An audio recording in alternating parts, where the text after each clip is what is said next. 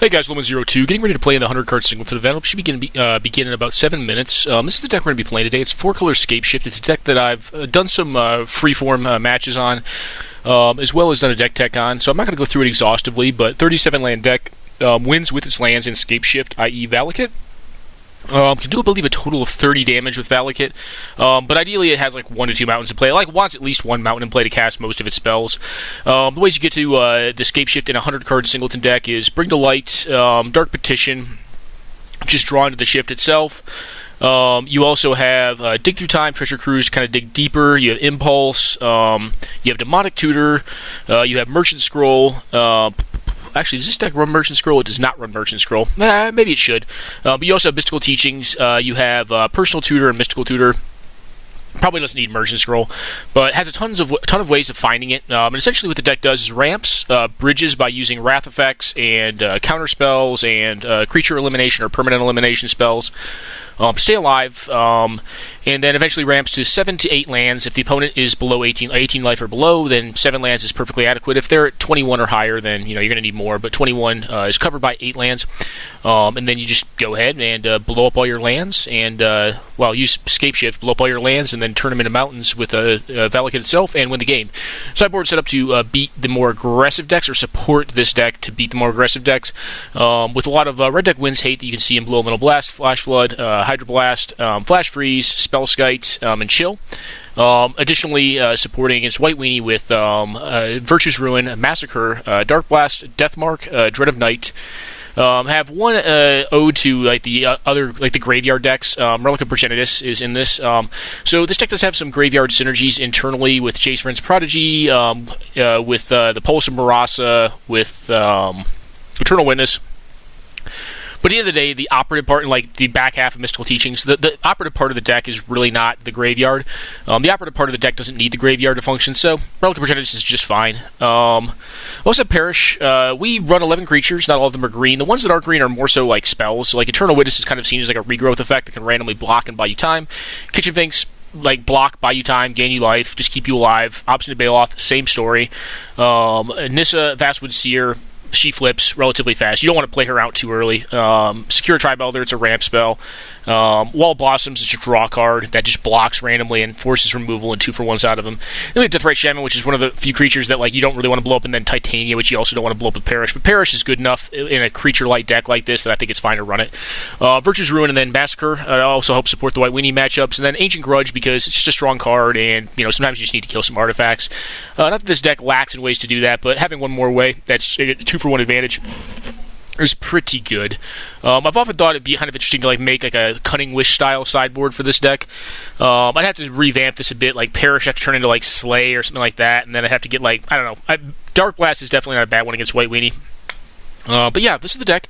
I'm going to go ahead and cut it here. We should be beginning in 3 minutes, and then we'll jump in for some of the gameplay on it. You can see this deck do its thing and hopefully not get run over by aggressive decks and play some good, solid games. Alright, be back momentarily, guys. Alright, guys, appears we are underway. Playing against AEF Fabricio. Don't know what he'll be on. Yes, I would love to play first. Hand's great. Keep. I think we lead on Underground. Well, I'm going to lead on Volcanic Island. AEF either generally tends to play white decks or green decks, and if they have a turn 1 mana dork, it'd be really good to burst lightning it just to buy time. As much as I do not want to have a lot of mountains in play, I think I know I always need to at least have one with this deck. Okay, white. Alright, well, that card I'm not going to blow up. That card's just too not good enough.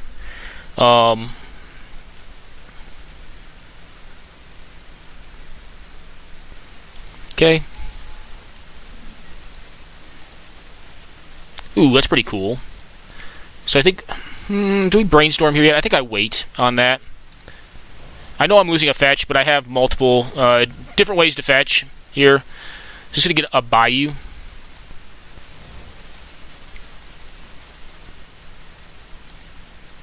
This will get a Trop.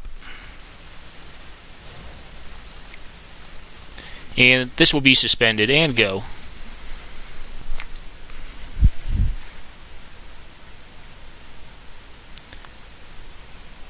It's just so disastrous if we do hit the Valakut. We want to save the Brainstorm, I think.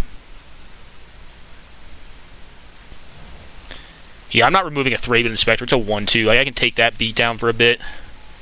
Alright, that I'm going to kill, but...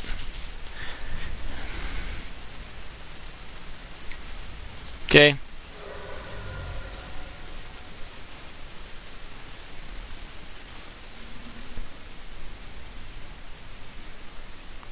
And we've got a Jace here.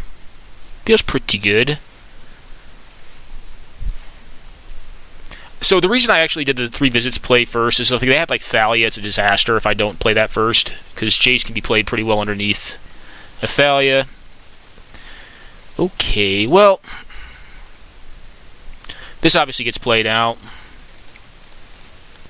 You know, maybe here it's actually more correct just to rampant growth. And probably get what? I'll just get an island. Because I'm an island snob.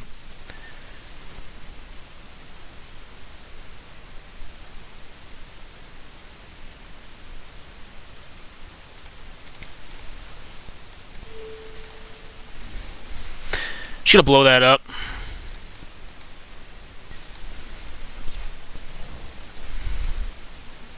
What is your 3-drop? Alright, Benalish Marshal's a pretty good one. I'm going to wait on that.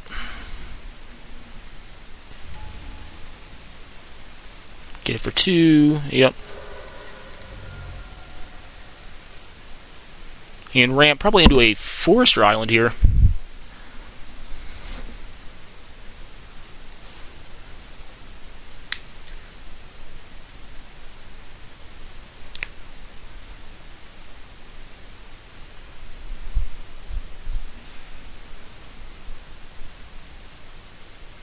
All right, brother.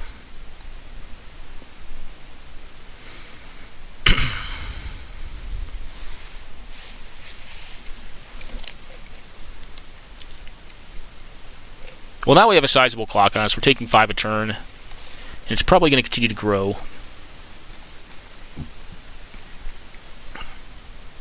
Probably actually Swamp.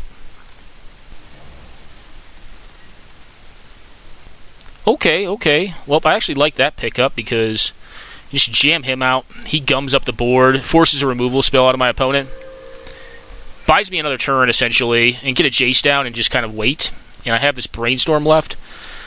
And I can flip Jace next turn, get Burst Lightning back, remove something if I have to. But ideally, we're looking for gas here. Like, we need, 2 more lands to kill my opponent from 20 with Scapeshift. I don't feel terribly behind, but my opponent does have a full grip right now. It could easily overrun us, but I mean, we could also just look for a Wrath effect, which would be pretty good here as well. Just like an Elsbeth or something. Hopefully not a Planeswalker. That would be the most disastrous. Alright, the Thalia is fine. They're going to have to exile the Jace. Interesting. I actually don't mind that, I don't think. So I think we go for another island here. They don't really have an attack through this. I mean, they can attack with the Thalia next turn. I mean, the Jace would have been better to have around. I'm actually shocked they didn't actually just get the opposite of Balog. I don't really have that many good things in my graveyard. I'm just going to ramp more. But they're ramping me anyways with Plow. So, I mean, I guess I could get the burn. The burn would kill the Thalia, which is what I guess they're worried about. Radiant Flames would be not bad right now. I mean, let's be honest, the best draws in the deck right now are any land, any untapped land, actually any land, plus Scapeshift. So obviously I can only draw 1 card, but if I could Brainstorm into a Scapeshift plus land, or Bring to Light, or even DT land would work. So opponent is determining if they want to attack or not. I don't think they do. Okay. Alright. Well, I think we go ahead and Brainstorm first.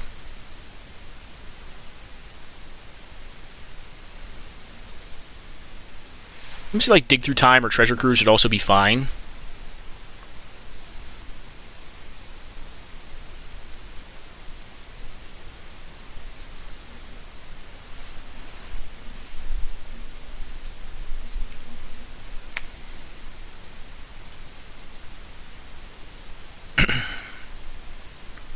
It's possible I want a Sky Shroud claim first, but I'd rather be able to keep 2 cards off of this Brainstorm. And if I find like garbage, I'll keep the best card and just Sky Shroud claim.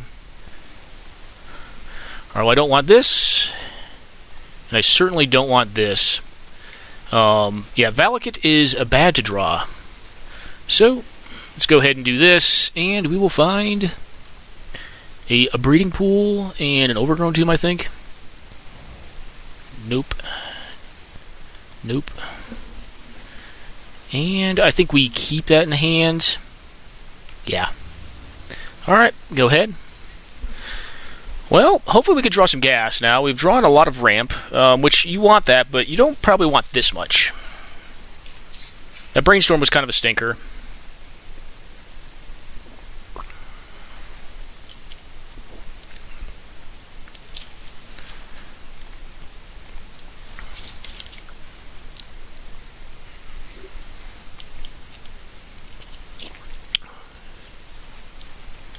A lot of live draws, though. Mystical Teachings would also be pretty decent. Okay, what do we got, man? Another big thing. A Palace Jailer. That's actually a very big time beating. So I need to draw like this turn. So I'm taking what? Taking 7-9 this turn. Yeah, I'm dead on the following turn, so I need to draw. If I don't, I'm just dead. This draw is... I mean, I felt good 2 turns ago. Now I'm not feeling very good. Now I'm feeling like I need to demise this turn or I just lose the game. Okay. Alright, Snapcaster for Brainstorm is probably the best line here. I could get Burst Lightning, too. But what does that really do? It buys me another turn. I think I just go for the Brainstorm. I go for the high upside play. Just get the Brainstorm, try to find an answer to this nonsense.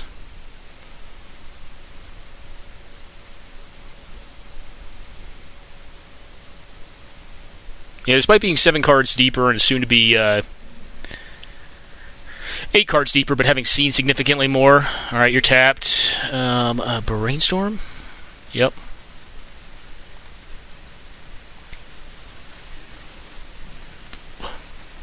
And there you have it, folks. So, black, green, blue, red, green, Bring to Light, Scapeshift,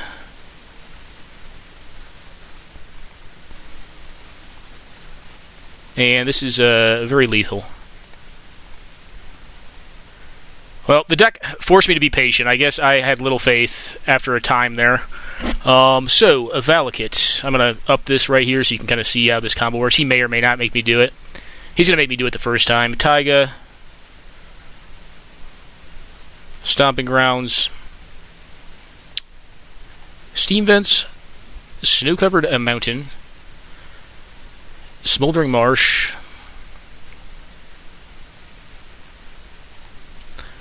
Sheltered Thicket. And Cinderglade should be our last one. Oh, we have one more. Blood Crypt. No, no, no. And good game, my friend. Close. Like, I was very dead next turn. Like, I did not have many hopes there. So the Snapcaster was what it took to win there. Yes. Yes. Now, unless they have, like, Healing Salve, I think they're dead. Actually, I think even Healing Salve is not enough here.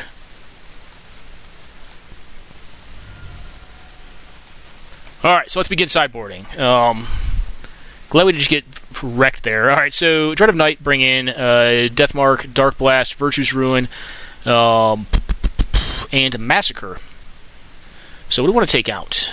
I don't think we need the Titania in this matchup. What else don't I like? Gitaxian Probe I'm not a fan of in this matchup. Possibly Cut Sleight of Hand. I don't like Sylvan Library either. It's too slow. Wall Blossom's quite good.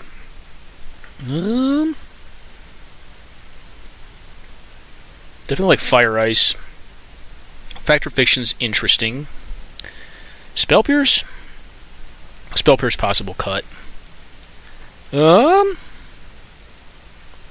do have Merchant Scroll in here. What was I talking about? Yeah, I was chatting earlier about the deck, and I was like, oh, I don't have Merchant Scroll in here. And I was like, oh, yeah, yes, I do. I actually don't care for Dark Petition that much. I mean, yeah, I'm going to cut it. Just awfully expensive. I've only used it one time to combo off. Normally, it just finds like a hate card. And, like, I've upped the hate count a lot in the deck right now. Like, I feel like it's going to be pretty decent. Maybe Ancient Grudge is good, too. Deal with, like, Batter Skulls and, like, stuff like that. Swords of whatever. Swords of Fire and whatever. Search for his content may be too slow, too. Yeah. I think I'm going to leave it.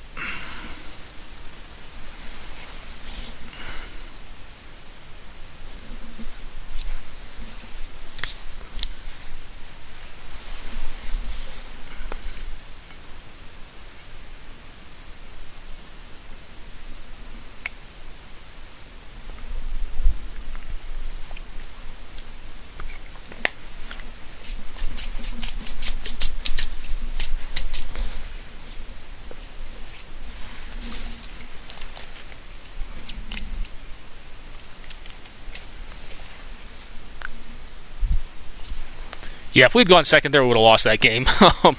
We definitely needed the play there, I think. Oh, maybe not. We were card deeper at that point. Not necessarily, I guess, then.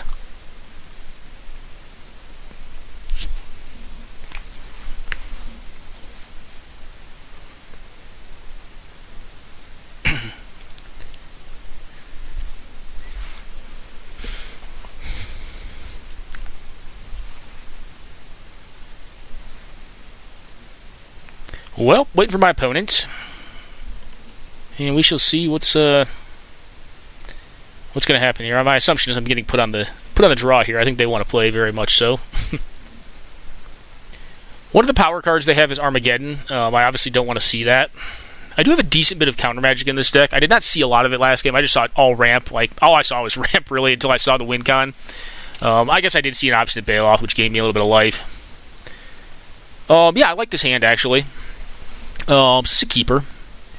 Can burn off a turn 1 play. Okay, this is actually great. So I'm going to lead on Stomping Ground, I think. No, I don't have to, do I? Yeah, I think I lead on... I take the damage. Alright, Moto is going to be kind to me and not force me to make that decision, so I'm just going to suspend this and say go, and then have red mana available to me next turn to cast a Lightning Bolt at my opponent's 2-drop. That feels pretty good. I'm not opposed to that.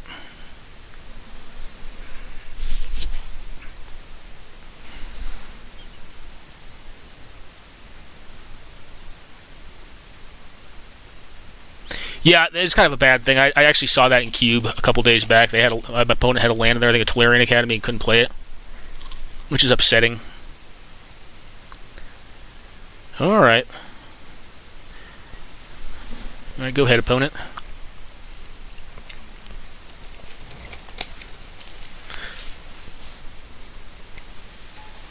Okay, this thing will get easy Lightning Bolt, I think. I would love to cast my Jace of Rin's Prodigy out, but I don't think I have time for that.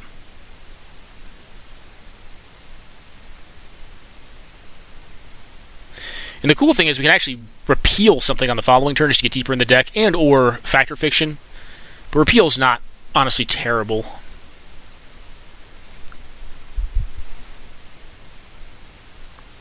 This opponent is either got a bad connection or something, or maybe they're watching the World Cup, I don't know.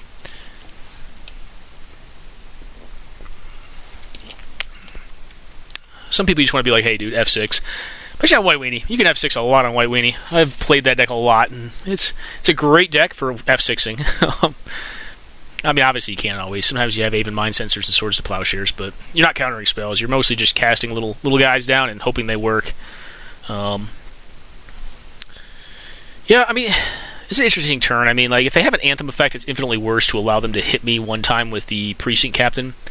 But I do have a consideration in my mind. Like, I'm like, maybe it's better just to play the Jace for mana efficiency. Alright, that actually... Man, Moto is... I'm gonna stop. Like, if he has a protection spell or like his trick, I just want to do this now. Moto is hooking me up today. Like I was saying, like I didn't really want to play the Stomping Grounds turn 1. They gave me a land, and now I have a mana efficient play to make on their turn in the form of Opt, which is great. But it also prevents me from drawing something I really don't want to draw, like Valakut or something like that. Because this deck can get some weird draws where like it just draws the Valakut, and you're like, well, I gotta find a brainstorm now and figure out a way to get rid of this thing, put it back in my deck. The Scalding Tarn will likely find an Underground Sea. We'll see what they're up to, though. I'm going to be up to 4 mana next turn, which means, like I was saying, I can repeal their turn 3 play if I'd like.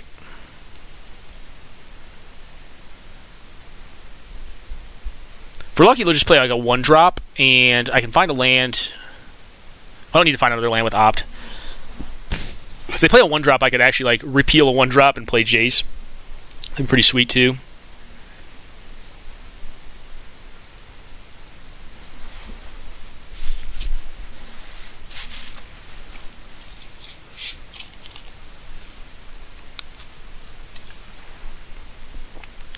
I have actually used Bolt to take someone down from 20 to 17 because I only had the requisite amount of lands to do 18 damage, which is 7. All right, what do we have here?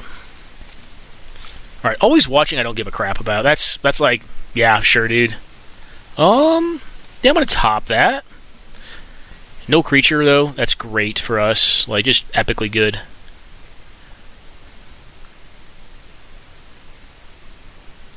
I could just repeal that to like get deeper in my deck. Nah, I'm not gonna do that. I'm gonna ramp. Play on a Jace and ramp. I could also just go for a Factor Fiction. That's also very interesting. I think I'd rather get the Nature's Lore online this turn, though. I don't know. I could be wrong. Like, Geddon is a thing. Geddon's a thing that beats us pretty hard. But they don't have any creatures in play, which leads me to believe that like Geddoning here would be just as bad for them as it would be for us.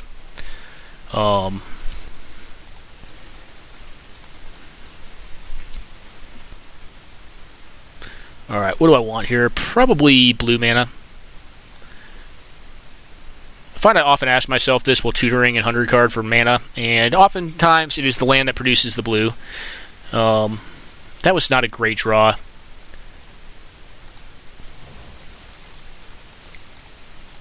I'm going to go ahead and do this here. Get a Bayou. And go ahead and get Jace down. The chances of them having removal are fairly high, but if it's Path to Exile, I feel okay with that. I don't really want to draw more mountains, but I have a few more I can draw. This thing can do up to 30 damage. Alright, Stoneforge Mystic's not a bad one, but it's kind of slow. Like, if they tap it to put a artifact into play, like a Batterskull, I can just repeal the Germ token. Like, that's really good value, actually. It slows them down so much. They could equip, like, the Stoneforge. Yeah, I like that. Alright, Sword of Fire and Ice. Alright, cool. Bone Splitter? Alright, cool. Alright. None of this really feels that relevant to me. Ooh, that's actually interesting as well. I'm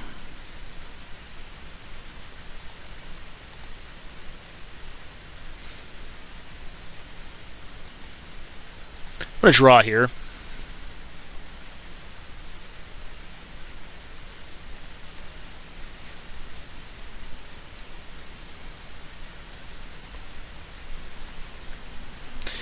Because I could play out Titania. Actually, no, I took Titania out, so I could play out Obstinate Baloth pretty exactly. What does that do for me? Not much. Ooh, I could also get Nissa, which gets me into my next land. Would probably eat removal pretty much every time. Okay.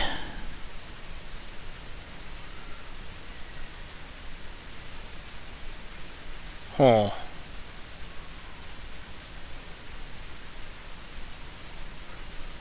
Huh.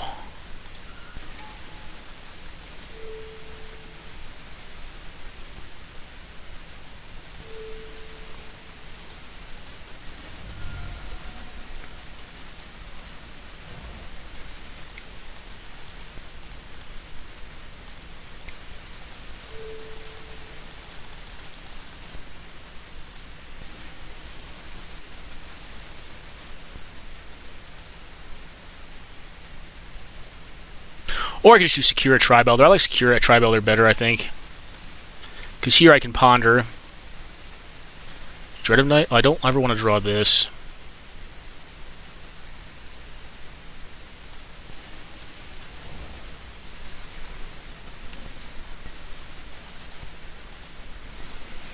But this blocks fairly well. Unless they really want to like waste a removal spell on it and allow me to fetch a land. I do think I want Dread of Night. Do I? No, I probably don't need it. Yep.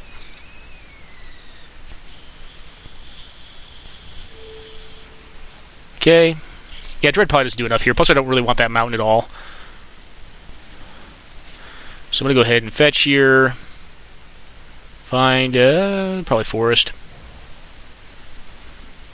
And say go.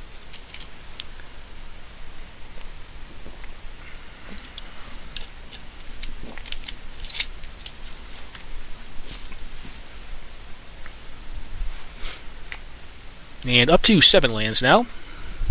An 8th would be required to kill from 20. I'm short 2 mountains in the deck. Right now, because I have 1 in play, 1 in the graveyard.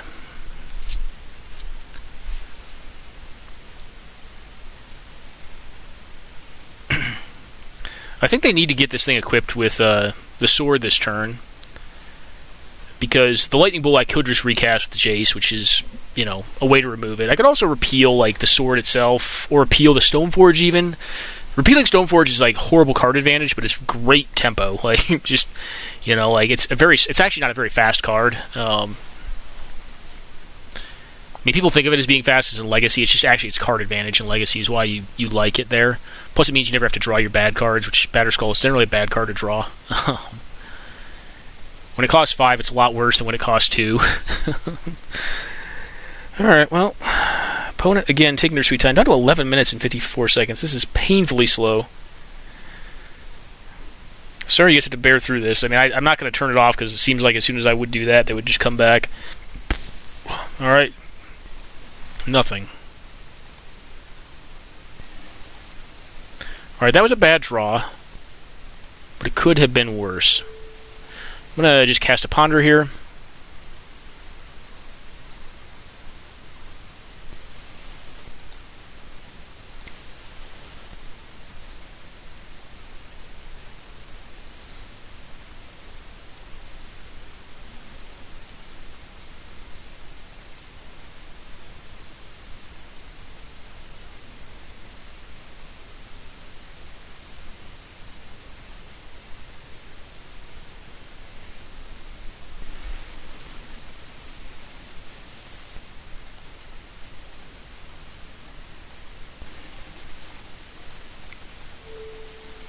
Solid pickup there, because that means I can actually go into a Fact or Fiction turn now. Do I play the Steam Vents out? Alright, you put your sword into play. Sword is worthless, and it's just boots on its own, right?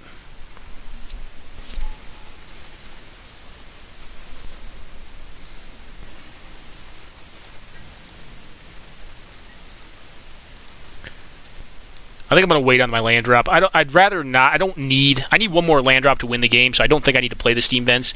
And ideally, I'm going to Fact or Fiction this turn. Actually, do I want to Fact or Fiction? So if I repeal, I hit that. It's getting tighter and tighter. Like, I don't really want to go too low on mountains in my deck. Alright.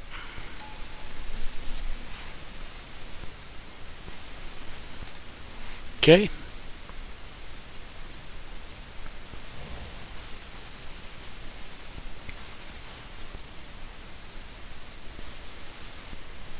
Okay.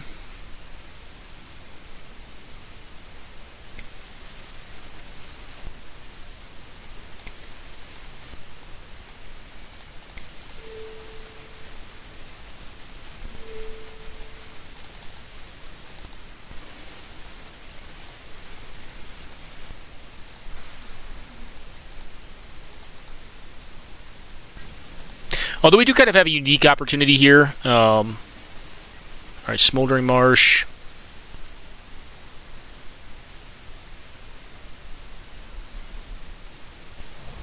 Part of me really wants to attack here.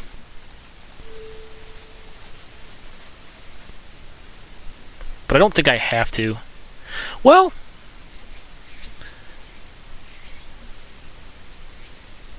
so now I'm 4 mountains short.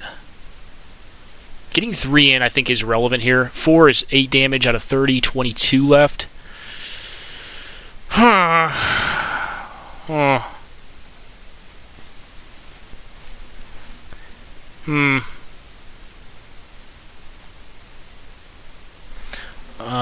going to say go.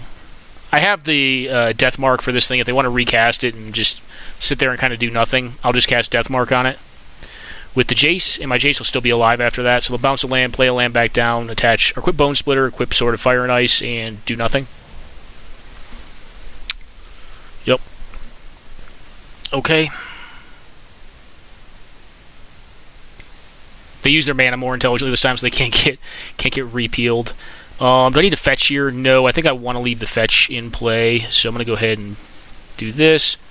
Fucking Valakut? Really? Oh, deck. Oh, deck. Oh. Valakut Mountain. Oh. This is very upsetting. So, fuck. Now I need to put the Valakut in hand. Like, they're not going to give me Finks, are they? I think I'm okay with that. So, like, I need to keep the Valakut in the mountain. Alright, mana drain. Mountain. I can put Valakut by itself? Alright. I guess I have to play this fair now. Yeah, wait to fetch. Alright, sleight of hand. Not a bad one. We will go ahead and recast Deathmark.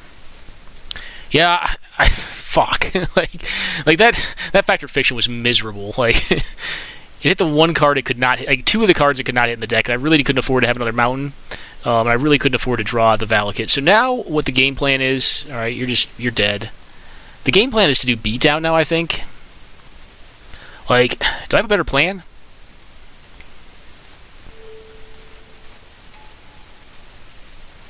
I mean, I think I just go for it, right?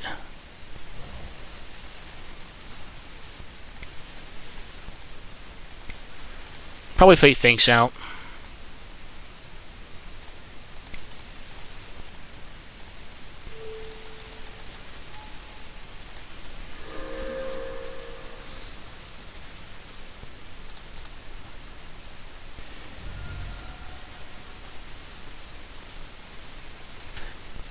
I'm going to take the damage here, just for tempo purposes. Sleight of hand.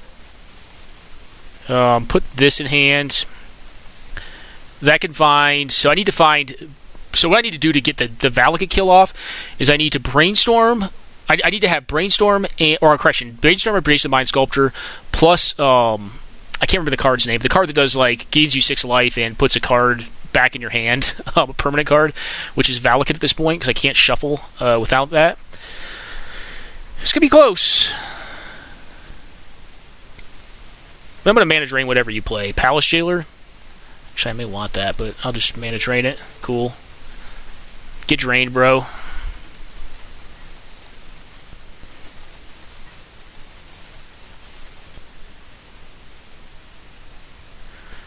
Well, that is certainly a start. So, go blue, blue.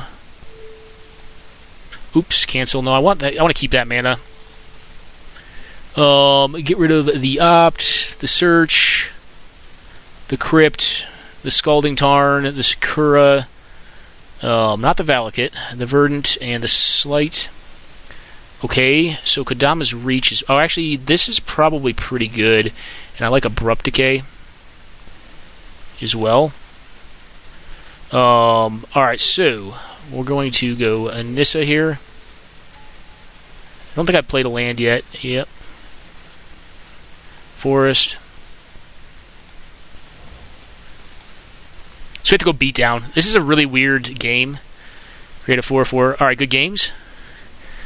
Like, this is a weird game, because, like, the deck kind of effed me, but he's going to give it to me. Like, the deck did F me, though. It's like, oh, hey, here's all your mountains in the top 20. Have fun, buddy. Alright, guys. As hilarious as that is, I mean, we're still able to find a route to victory. That's not the typical route because the deck's threat density is not very high. So, like, how we had to win with Scapeshift there, like, I don't play Time Twister in this deck. I probably should. But how we had to win there is we had to find, I'm trying to think of the name, Kodama's something. Maybe not. It's, I'll find it here. Pulse of Marasa. Pulse of Marasa, the Valakut back into hand, and then Brainstorm or Jace the Mind Sculptor it back into deck with probably some number of the mountains I was trying to keep in hand, and then use it to win. So, I mean, we were able to win with just straight up regular old beatdown. We had Merchant Scroll there to find a counter spell. Could attack for like 9 that turn and probably close it out in the next turn. But cool game. So hope you guys enjoyed it. Quick, you know what we'll do? I'm not gonna bug out. I'm gonna jump into a couple games here. Let's see what these two are up to. Let's see what they're playing. Oh, all right, the white deck is losing. Green red, cool.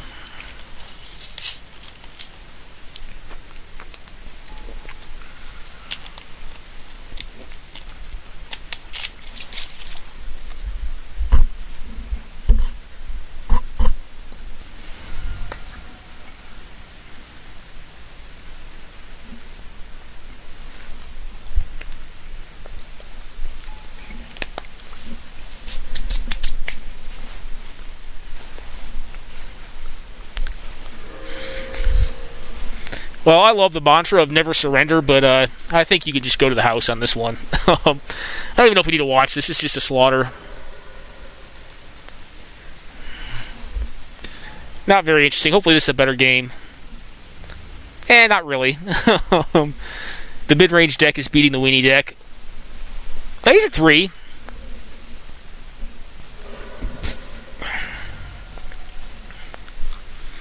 Elspeth could win him the game.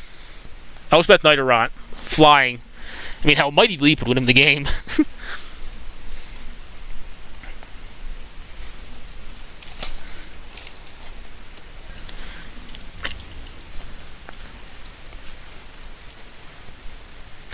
Wouldn't be surprised if Sucknowledge cycles his Horizon Canopy here. Gonna attack. Okay, get blocked, become a 2-1. That doesn't really do anything great for him. I guess gets rid of a 2-2 token. Where's Bitter Blossom at? Why is Bitter Blossom destroyed? Oh, he blew up his own Blossom. Okay. Yeah, he draws, as expected.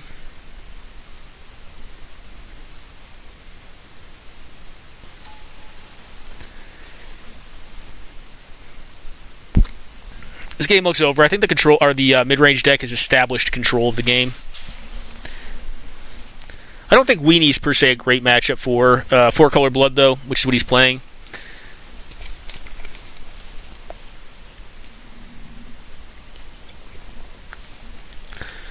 I mean, I think you just have to take there.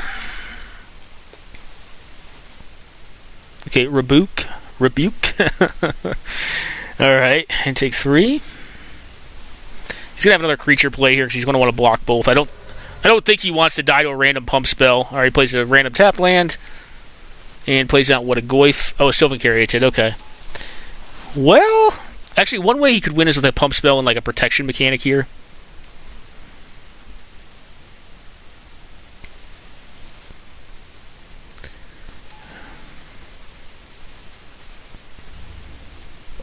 I'm sure now he's wishing he had not attacked with his hallowed or unhallowed, whatever this thing is, unhallowed Cathar. I think it's hallowed Cathar before, whatever it's called.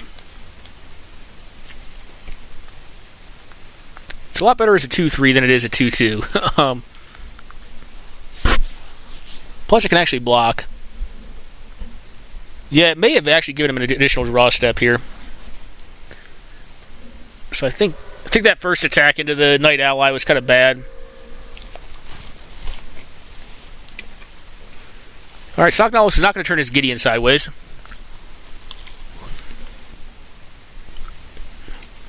I think I take here. And the reason being is if you draw, like, if he plays another green creature and you draw a protection mechanic, then you can get through all green creatures. He's going to have a white 2-2, though. Yeah.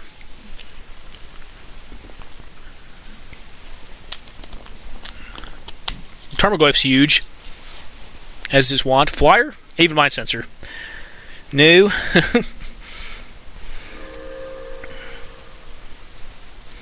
Cataclysm would not be good here. I suppose it would at least slow down his opponent's ability to win. He'd keep a Tarmogoyf and not be able to kill in one hit.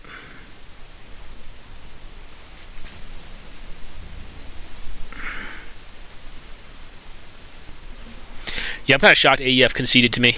I didn't think it was that decided. I mean, but he probably doesn't also know how all in that Scapeshift. The Scapeshift deck's pretty focused. I give him a Scapeshift.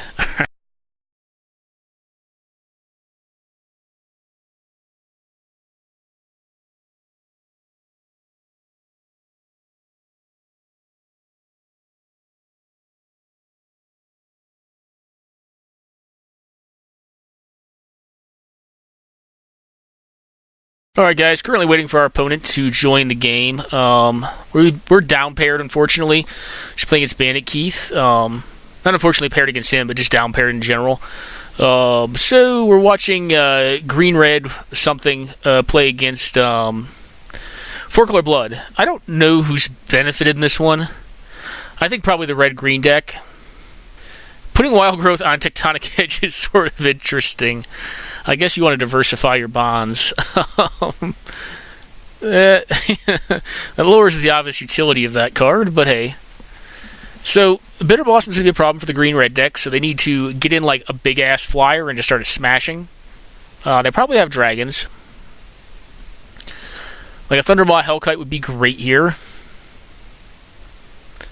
I mean, hell, like, even just casting like a Zealous Conscripts to take the Fairy Rogue and smash for 7 damage is actually not horrible, like, because it ups the clock so much off of Bitter Blossom. Alright, casting something huge. Could be like, an Acidic Slime blowing up at the Bitter Blossom. Yeah. Pretty strong, pretty strong. Oop.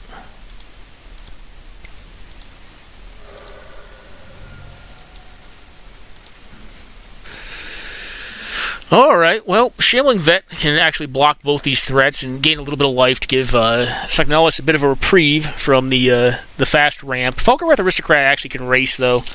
It's close. I don't think I depend on Falconwrath Aristocrat racing here. Depends on his hand, though. But if his opponent goes turn 5 Inferno Titan, the game just irrevocably ends. He's going to attack, though. Which I can't say I blame him. Alright, so. Have fun, man. We are on the draw this time, which probably benefits our opponent.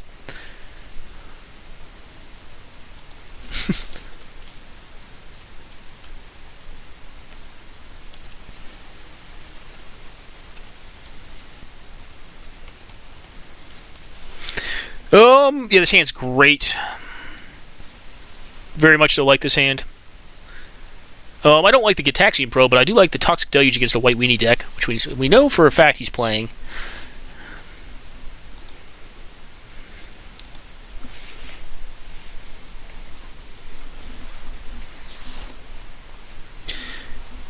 Yeah, I would actually rather, I think, face the green-red deck than the 4-color blood deck. I think the 4-color blood deck's a little more interactive. Now, Blood Moon could be problematic, but like even Blood Moon's not horrible. Actually, Blood Moon... No, Blood Moon stops the Valakut, so it doesn't quite work.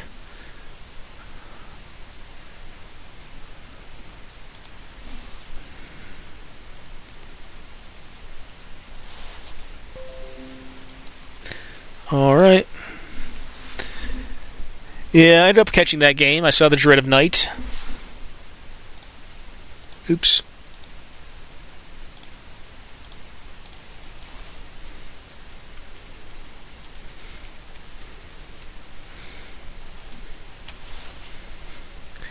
Yeah, Dread kind of just... Dread is what stopped that. Like, Dread was just really a tempo play because he had to find his way into an Anthem effect to stop it. Yeah, I know it tends to. Those two cards tend to be very punishing against a mono-white deck. Yeah. Alright, so, for sequencing, on our turn... Alright.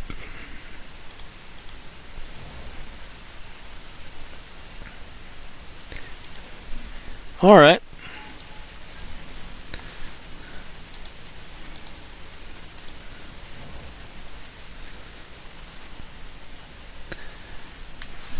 I'm going to pass it here. I'll opt on their end step, or if I have to in response to something. Aven Mind Sensor would be a tough card for this hand to beat, but I'm going to be able to ramp to Toxic Deluge on my next turn. Take 2. Yep, get wrecked.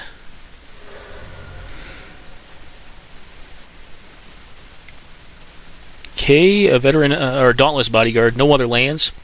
That would be stellar for me. I think we just go for a Tropical Island here. We'll go ahead and cast this opt out. I'll put that on top. Didn't really want to draw that, but we're okay, I think. I get Death right here as well. Go for an Underground Sea, and then Nature's Lore. Oops.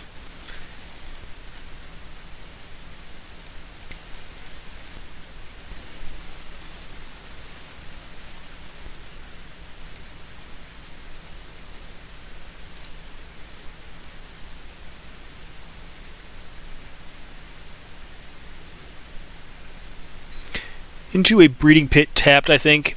No. Not going to pay it here. I'll play out the Sheltered Thicket and then just blow up the world with Toxic Deluge. If they draw a Wasteland, I suppose it's a little more punishing, but like I don't think it's that great for them just to pop off a Wasteland here. Alright, well, the army of 2/1s. So take 4 down to 12. That was actually a very solid pickup here. I'm actually not going to pop it right now. I like that better than playing out the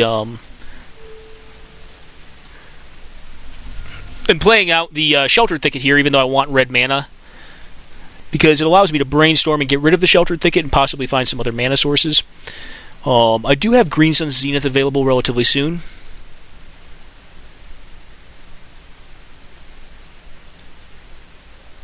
Yeah. Feels probably just as bad doing it. Well, not really, I'm lying. Feels pretty good to T-Del a mana-screwed opponent who's played 3 1-drops out. I'm a very low life total, though. I mean, it's possible, but I mean, I have Mystical Teachings to kind of get ahead. Alright, Acacian Javelineers, yeah, whatever. Alright, well, let's brainstorm here. Put back this and this. We are going to fetch 1 red land here. It'll probably be a red-blue land. Go ahead and Kodama's Reach. Finding probably Swamp for an additional black source. And how much green do I have right now? Only 2 green sources.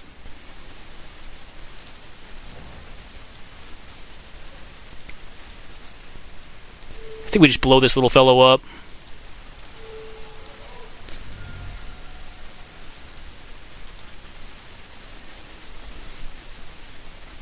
Alright, we're very close to just going off. We're at 6 lands. We need pretty much 1 more. Could also find Titania here.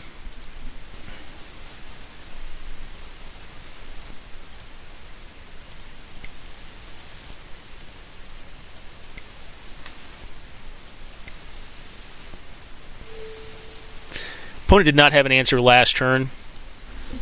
So we'll do this.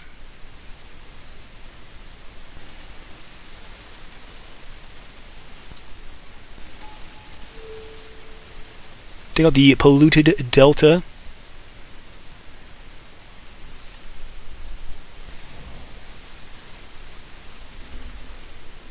And say, well, you know what we could do is this. Just fetch this now.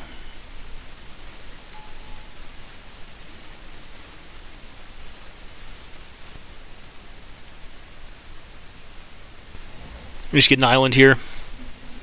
Say go.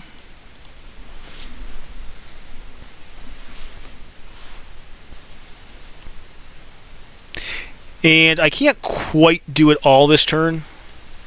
No, I can. Oh, well. Yeah, you're dead on the following turn, so I'm gonna hit him for 10 here. And I guess I could just yeah, and I'll wait and do the Scapeshift combo.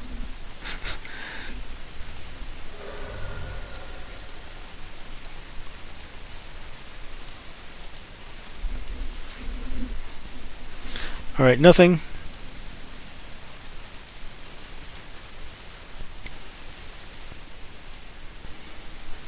Alright, this will go for a Mystical Tutor. Mystical Tutor for a Scapeshift.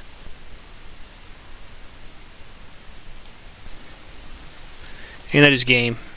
Actually, I guess I should just attack him too. Like, I'll just attack him. If he wants to, like, Swords to Plowshares my dude, cool. And then I'll just do it afterwards. I'm not going to do the cool guy kill. It takes longer. Alright, they just conceded. Yeah, I have lethal on board. I'm not going to make a bazillion elementals. There's so many triggers and like so much stack action. F that. Alright, so Massacre, Virtue's Ruin, Dread of Night, Deathmark, Dark Blast. Similar cut plans. So we don't want Gitaxian Probe. That card was kind of bad in our hand. Then we can cut Titania out. Sylvan Library. I'm sorry, man. I have the chat closed. I can't see what you're saying right now. Serum Visions. I'm not a huge fan of. So then we can cut that. Actually, on the late game, Dark Petition out. Yeah, we cut Dark Petition last time. It was just slow. A lot slower than Bring to Light. So I think we cut all those and we'll see how this does. Try to shift him out. Unfortunately, I played 2 White Weenie matchups, but that's like my curse, man. Like, I play in the 100-card singleton event, the Chainsaw Massacre, like, I always play against White Weenie every time. Like, at least half my matchups are against White Weenie. Which I'm not saying it's a bad matchup. It's probably a very favorable matchup for a lot of my decks, because my sideboard's teched out just to, like, destroy them. But, I don't know. It gets boring. Dispel's also a consideration. Dispel's not even a bad main deck card. Like, it's not great right now, but, like, in some metas, like, I could see running Dispel main. It's just so efficient. Note that Flash is into this format, but like the Flash decks would be good against in quite a few decks. Cutting the Trips may have been a bad call. I think I cut Sleight of Hand. I think Sleight of Hand is actually better in this deck than Serum Visions is. Serum Visions is better on like turns 1 through 2, but like beyond that, like you really don't want Serum Visions because you're drawing random and then setting up for the turn after that, which you don't. Realistically, you want to be like, you know. When you're at that point in the game, you want to be like having high impact cards. Like either you answer the board or you just win the game on the spot.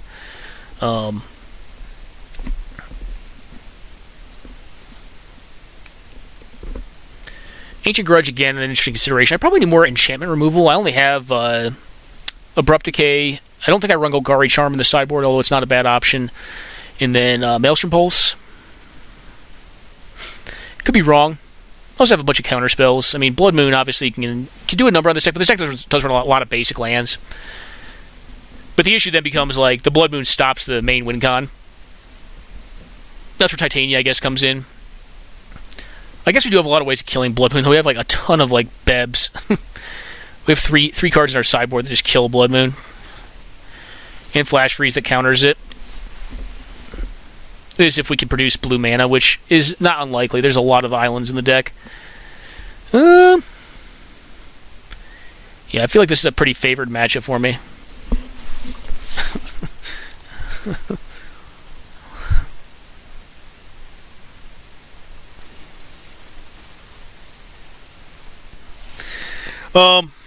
I mean, this hand's risky. Do I keep this? This hand's really bad.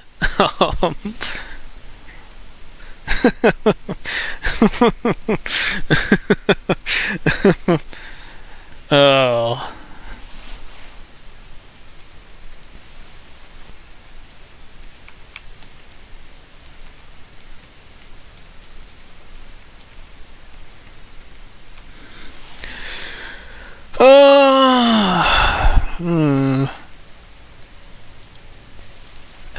I don't mind going to game 3. F it. Let's just go to game 3. I mean, this is probably going to take us to game 3, but whatevs. Like, I'll do it. It's got 2 mountains in hand, which is already bad.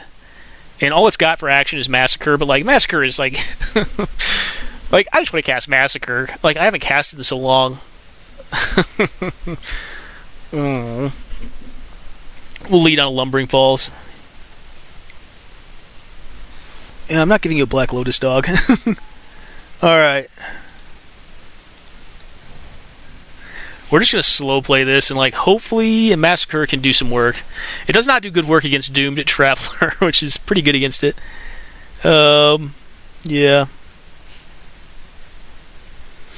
We could just draw like Radiant Flames and Radiant Flames that thing out with whatever he plays here. Alright, Council's Lieutenant. Cool.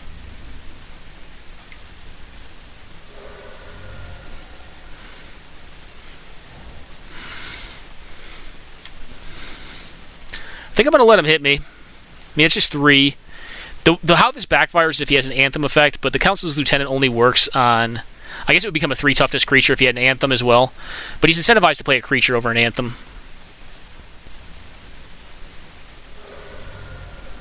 Alright.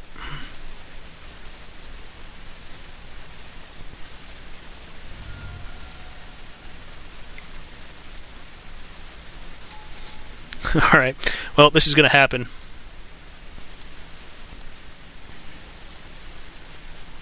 Search for Visconta is pretty cool.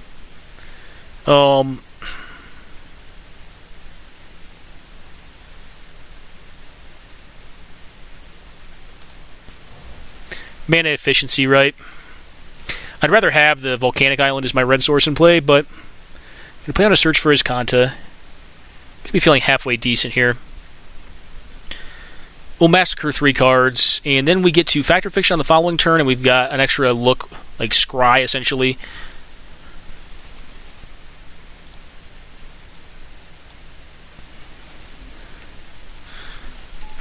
Alright, Massacre.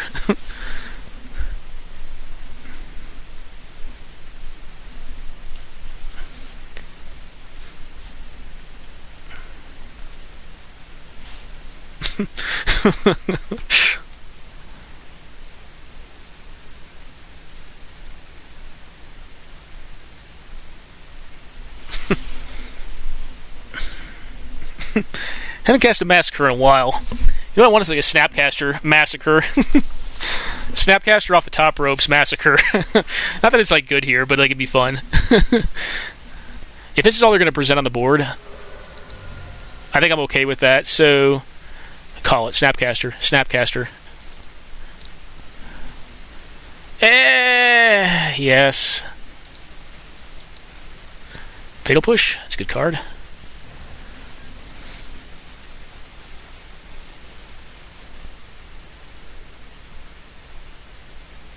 So now I have 3 mountains out of the deck. Kind of stinks. May have to get a hit in with the Lumbering Falls. Alright, get in there, you. I'm going to take 3 here. I'm not going to Fatal Push pre-combat. I'd rather Fact or Fiction. It's just mana efficiency. If they do some hinky, crazy stuff, I may like put like a bazillion enchantments on something. You know.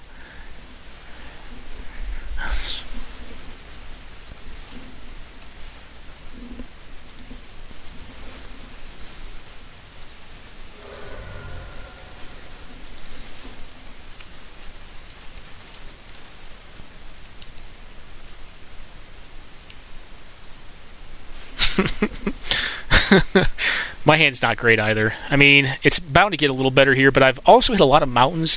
And knowing my track record so far, I'm going to hit the Valakut off this. Of course! Valakut, why? Why do you do this to me? Why? Why? A mountain and a Valakut? Why does this happen? Oh, it's kind of funny, though. Kind of funny.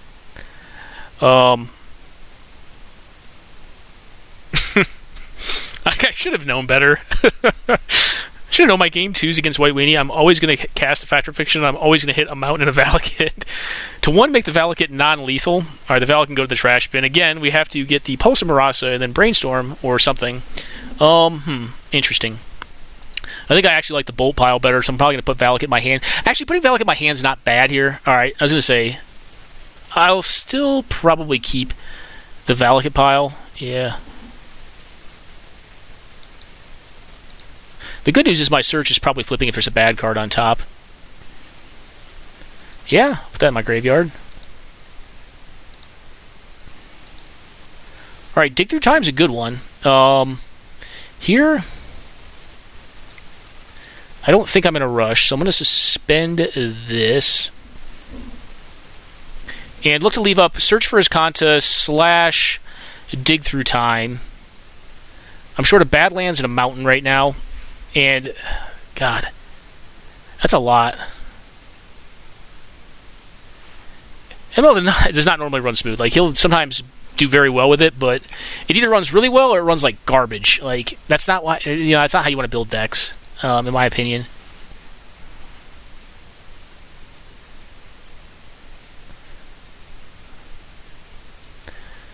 Alright, did he hit his land?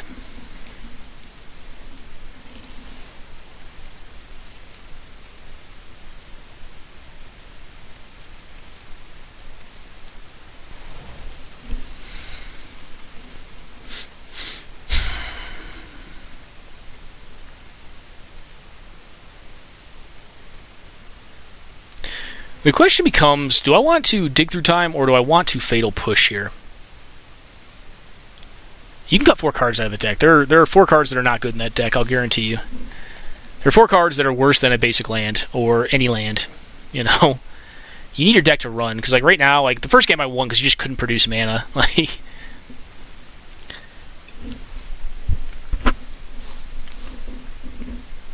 this game my own deck is kicking my ass.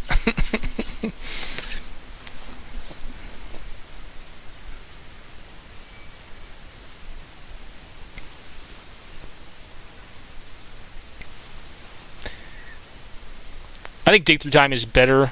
Hall of Triumph. Alright, so we are going to look here. Then we can get rid of this.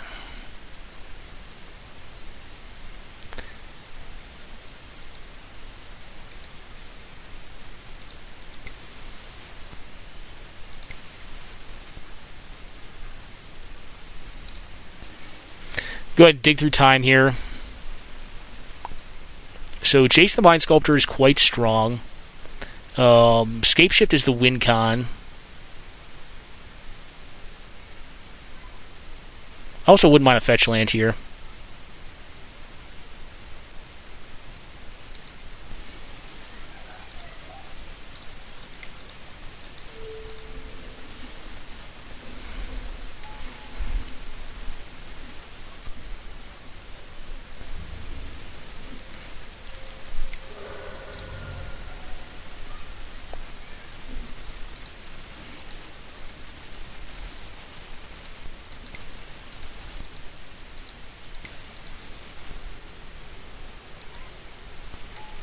I think we're just bouncing this turn. Playing this out. Jace was a pretty solid pickup here. So I am short 1, 2, 3 mountains. Oblivion Ring. Oh, that's kind of a beating. But you know what? Fuck. Yeah. I really need to get rid of that. So I need to find an Abrupt Decay here. I really do need like the Jace to make this hand work. Or a Brainstorm. Should get blue mana here, I think.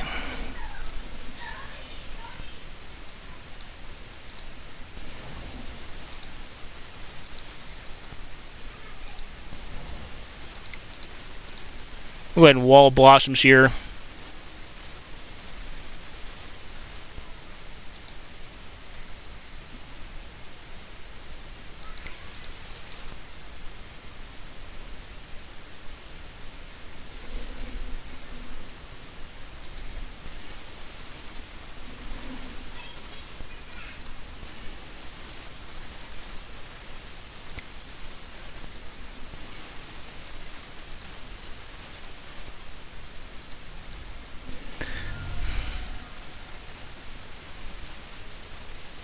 Alright, Bayou. And I need to spot check, so I'm short 1, 2, 3 mountains.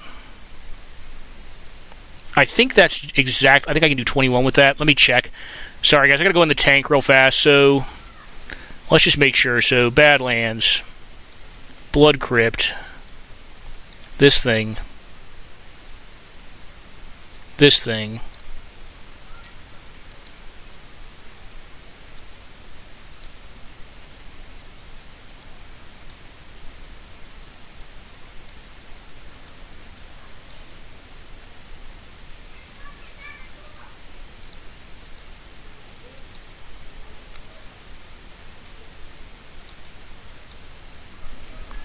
So I have 10 total.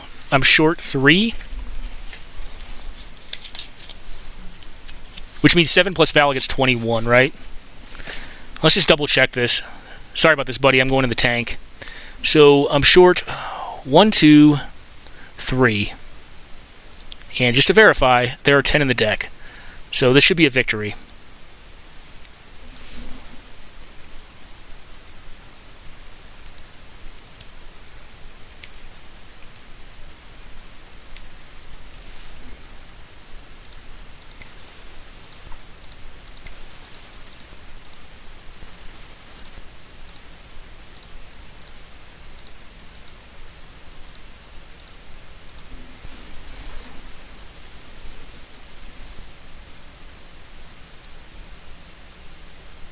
This deck has run finicky today.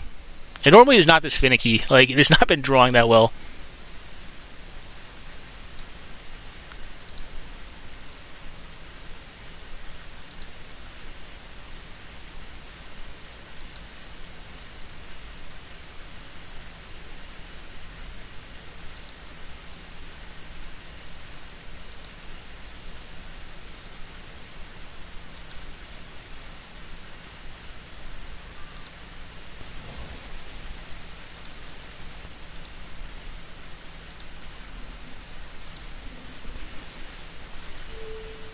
Alright, so 21 to the brisket, and that's game. Yeah, just barely.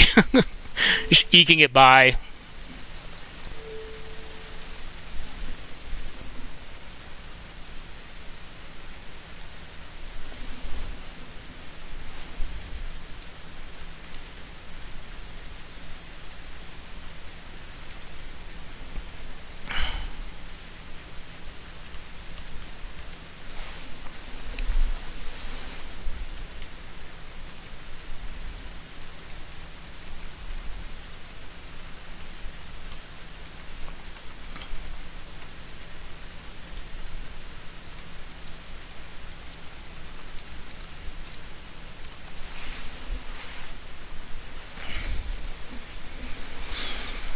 Yeah, that would have been a much harder line if I put it in the graveyard. That was a bad FOF. Like, I've had 2 really bad FOFs this game. I'm almost nervous to cast the spell now, even though it's so good. I mean, we're still winning, right? But a lot tighter margin than it felt like it had to be.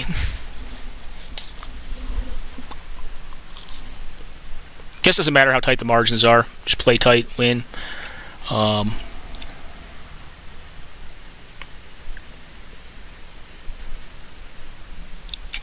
Yeah, if it goes to the graveyard, it takes 2 cards to, like, get the combo back online. Good games, man. Yeah, we had to tank pretty deep.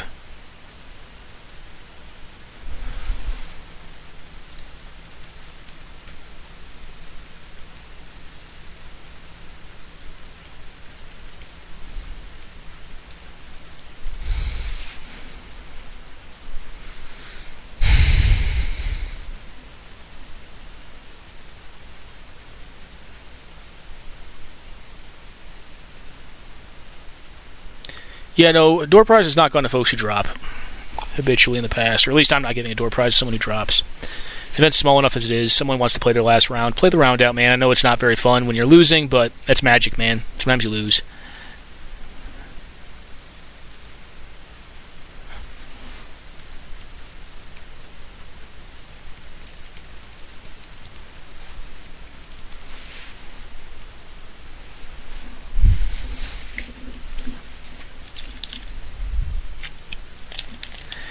These games have been weird, though, like, very bizarre games with, like, the facts. Like, I've had to actually play some interesting ones. Like, so you know what? I'm actually glad I'm recording this because, like, regardless of how the last round goes, like, I've actually played some really cool games because, like, things have not gone right. Like, variance has kind of effed us right up the B, and we've had to, you know, play some odd games where, like, Valakut has not per se been an out. You know, or we had to play very tight and, like, find a way to get Valakut to work despite having variants shit it into our hand. So, a pretty interesting set of games. Alright, let's go check out the other games now. let's check out both of these. So this is going to be white weenie versus green. No, white weenie mirror. just all white cards all the time. All right. Well, ML looks like he's ahead. Not by a ton, though. Well, he's at 12. I don't know. Like, the Silverblade's actually pretty beastly. But he does have, like, the long-term plan.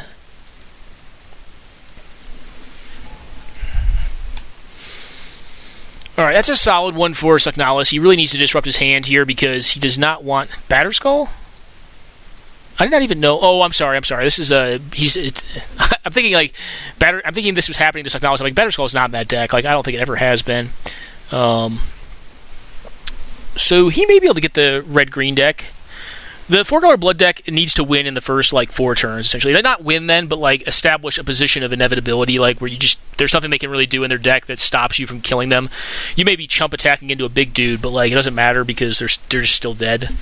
I would personally prefer playing 4-color blood any day of the week to just green-red big stuff. Maybe they're Jund big stuff, because I see a Badlands here, too. Which also means that whoever they're facing in the finals, probably the big mana ramp deck. Who also looks like they're not playing Blood Moon. Alright, so Sucknalis wins the match. Alright. Well, it looks like we're going to be playing Sucknalis last round. You could Aura Silence the clue. That is a joke. Alright, well, Knight is not a bad one because it does tie up mana on his opponent's turn. Alright, strikes in there, forces a block out of what? Probably the Silverblade Paladin would be my guess. Yeah. I like that. Now you can double block with the Brimaz, and the Brimaz will also kill the Deathblade, but the Paladin will also die, which takes down his largest damage capability on board right now.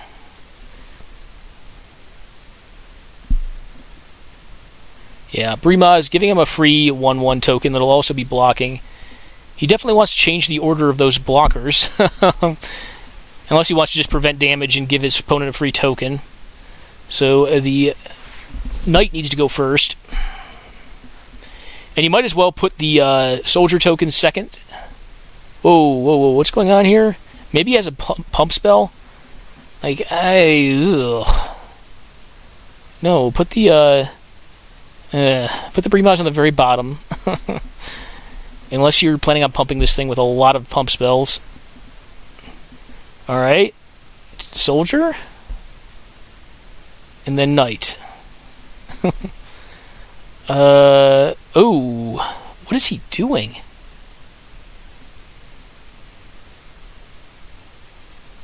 He has to have a pump spell of some sort. Like, that's the only reasonable explanation. Do you have a pump spell or no? No, he just made a horrific attack. This attack made absolutely zero sense. Not well played. Or at least it's not understood by me yet. Alright, well. He gets a 3/2. Yeah, that was so bad. Like, you just put the Knight in the front, follow it up with the cat token, kill the cat token and the Knight, your thing dies, the Silverblade dies, and Brimaz is left on the board, and you're in a lot better position. Yeah, I don't know, man. I haven't had issues with ordering blockers recently.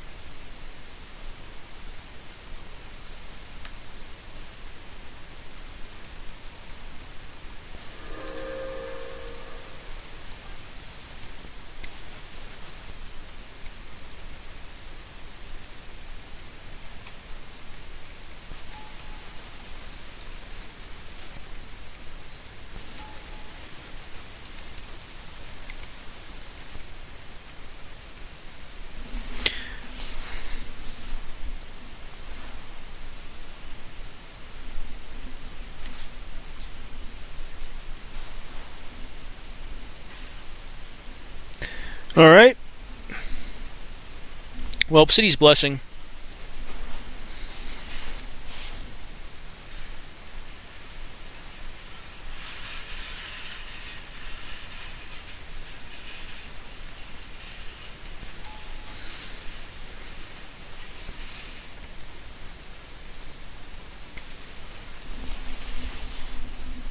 We did see the movie. Put the cat token first in front of the Brimas.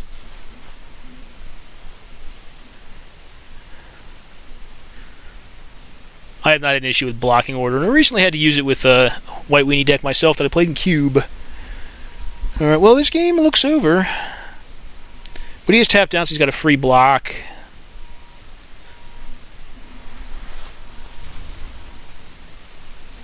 Alright, the Knight gets in. The Knight's just going to get blocked by the other Knight. Yeah, you definitely get in with your 2-3 to put him down to 12.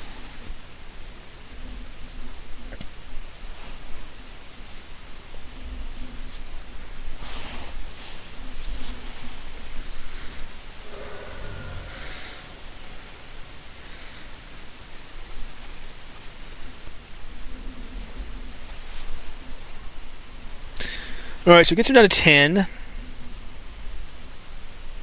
He's got 4 power in the air. ML needs to present some power in the air at this point.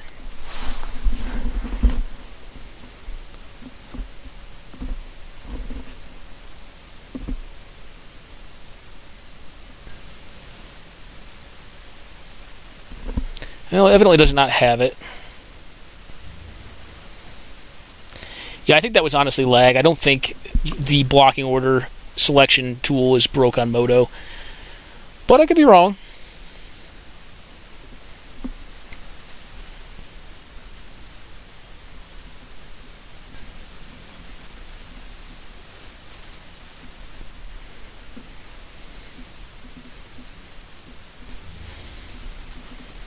Yeah, I don't think ML can win this one. I think this is probably a place where you can see, unless he has like land Baneslayer Angel.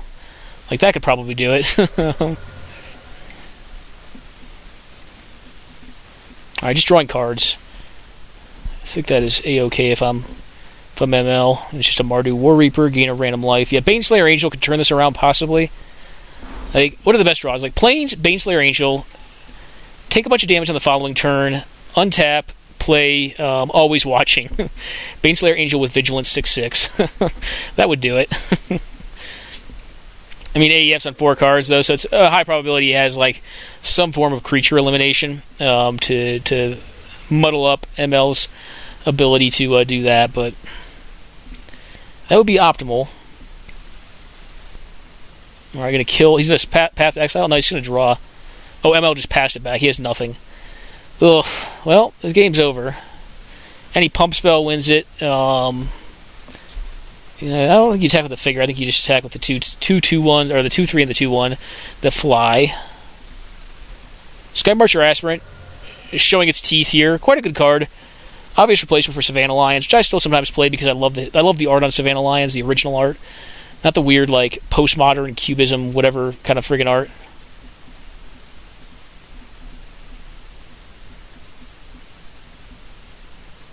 Yeah, no, it doesn't do that, ML. I'm promising you, like, it's just, it was lag or something like that, brother. Like, you can definitely order the cat to wherever you want.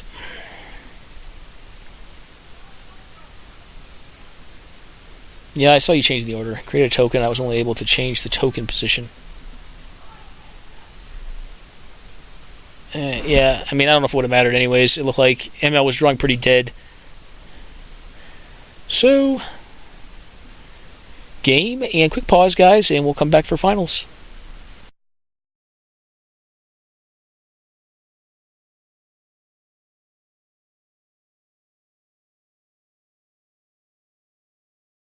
Alright, guys, we're back.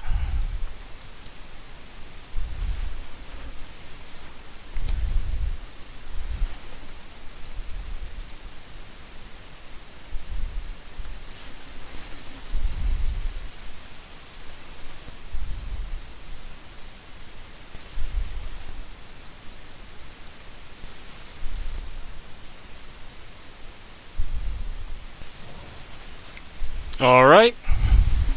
Tap land, go.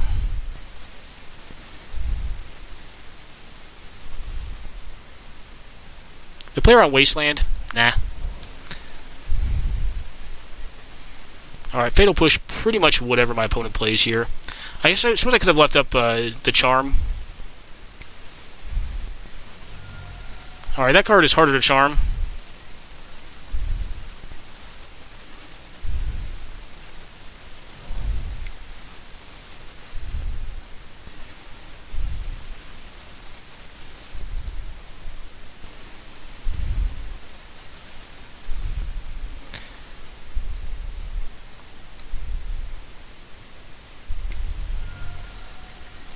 Just play like...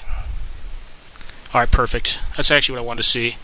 No land on top, play a land. If they don't have a land, that's great. Oh, no land? Alright, this game is going swimmingly. So, fetch.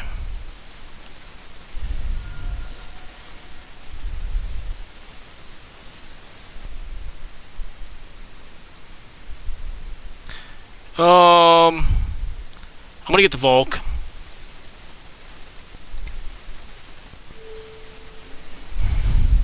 And go this way. I can cast Izzet Charm or Mana Drain, either one of which is going to be quite strong.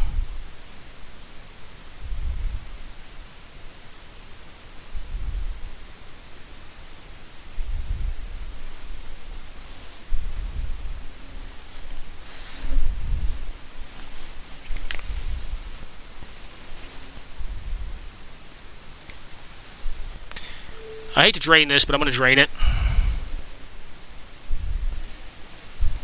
So I'm not going to lose the drain, and I'd rather just get a Chase down next turn. Okay.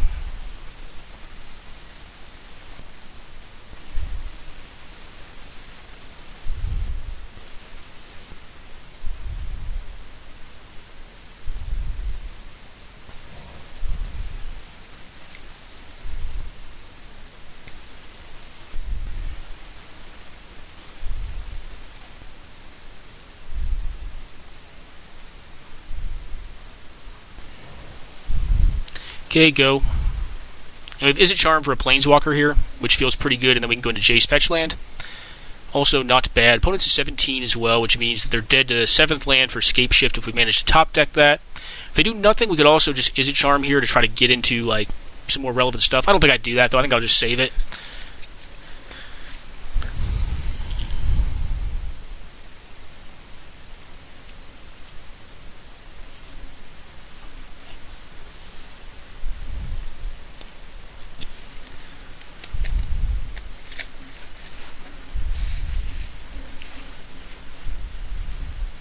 Inquisition kind of sucked. I mean, I really didn't want to pop off that Mana Drain for something that was a 1-drop, but what can you do?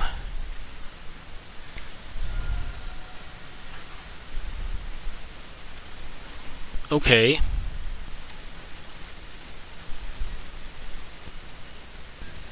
Well, I think now I'm just going to blow that thing up.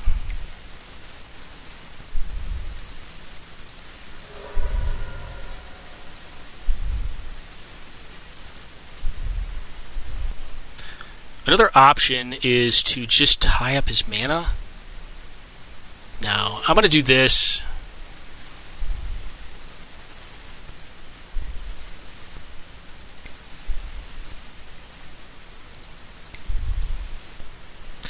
We'll go ahead and draw 3 and get rid of whatever we don't want.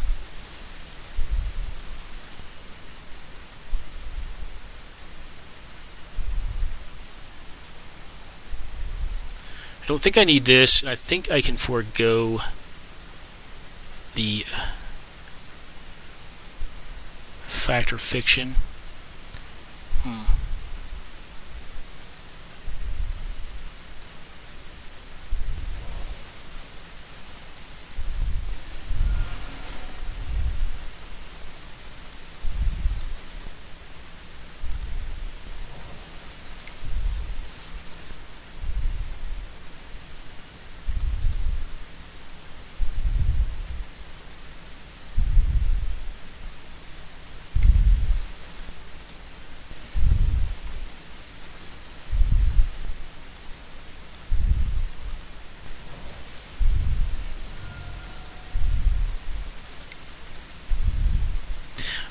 I like Electrolyze quite a bit. Put this in hand.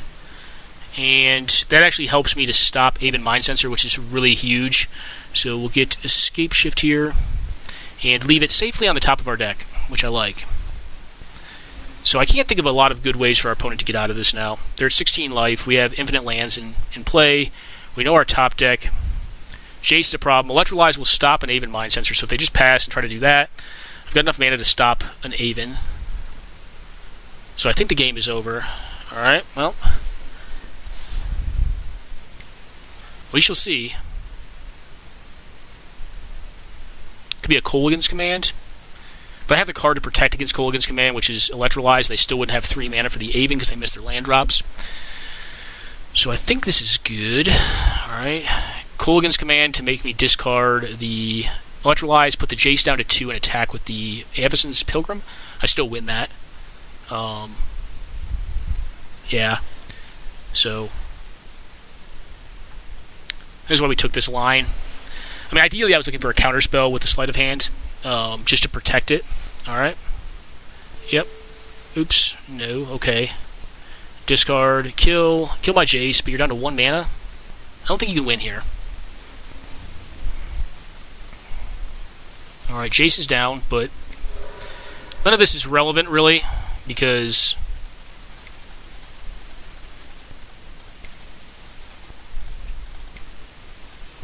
I guess it gives them a little more information.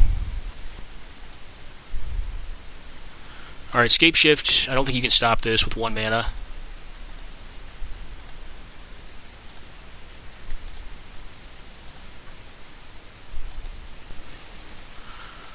Okay, so it's going to be a Valakut. Let me expand this out a little bit, guys. He is going to make me play it down, I think. Taiga, I mean, it's very lethal. Stomping Ground. Steam Vents. Mountain. Sorry I'm saying them out loud. This is just a really painful process because Moto takes forever once you click to select it. So it's pretty brutal. Probably pretty annoying to hear me say them. Alright, no. No. Alright, take 1,000,000.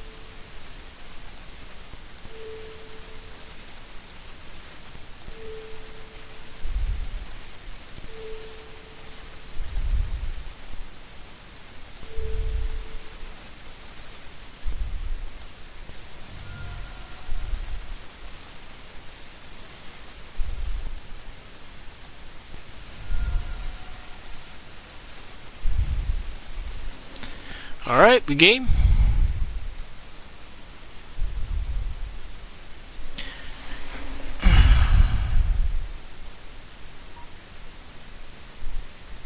What do I think against this deck? Perish is probably okay. I do like Flash Freeze, I think, to no small extent. I think it's good against a decent amount of their cards.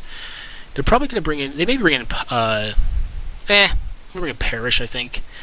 I don't really like Dark Petition.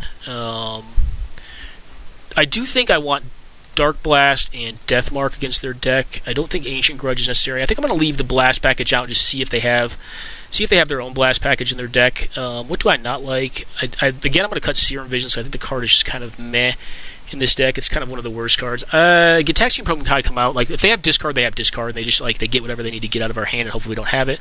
Sylvan Library is kind of slowish, and I think we just go with this. Sylvan Library is I built this deck to kind of play against more a wider range of decks. Right now I'm playing more aggro and mid-range matchups, mostly aggro. 4-Color Blood's kind of still an aggro deck. It's on the verge between, it's an aggro mid-range deck. His build of it, which is an older build of mine, is a little more mid-rangey than aggro. My most recent build is more aggro. But yeah, Sylvan doesn't tend to do good against aggro. You want to ideally play it in the matchups where you can just take it and peel 2 cards off the top as soon as it's resolved. It's like blue-white or something, where they just, they're not going to kill you fast. It's going to take them a while.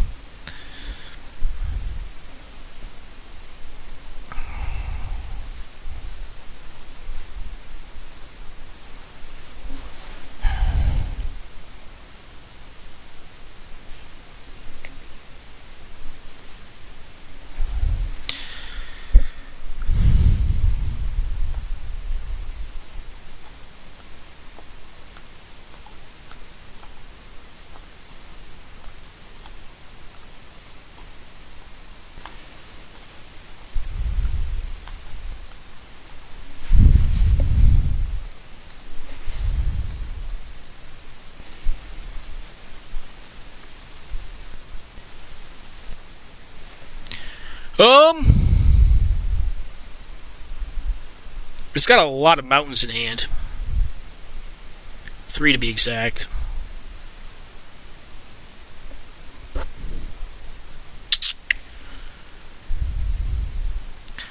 think we bowl this. I'm going to keep this. It's greedy, though. That's what I want to see.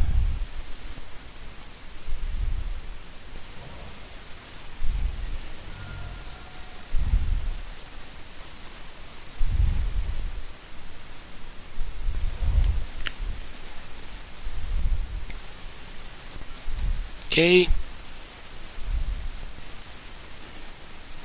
I think they're going to do enough damage that I think I'm going to run myself into Wasteland here.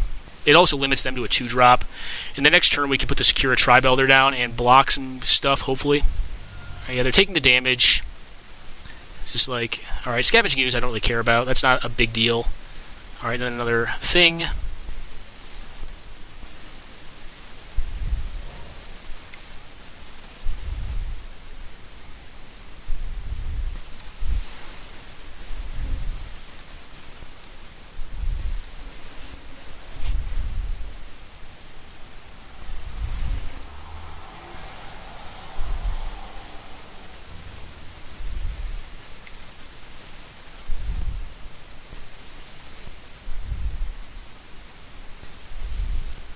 Do I need to block here? I don't think I do. I'm going to say no to blocking here.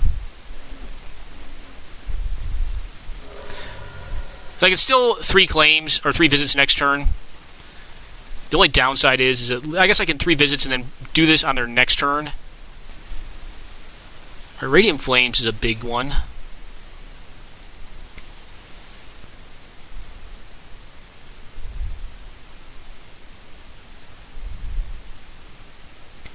Alright, Aven Mind Sensor. Now we've got to set up for a Radiant Flame, so I'm going to secure a Tri-Belder here. I'm going to have to find the mountain, unfortunately.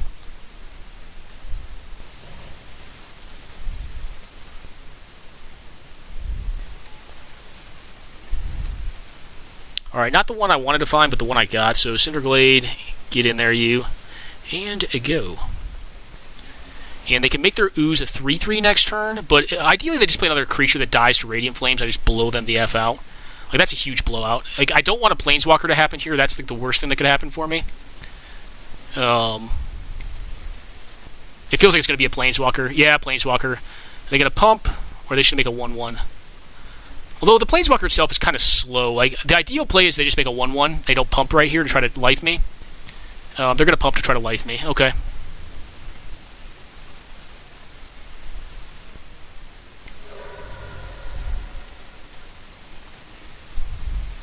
Alright, so we have the shift.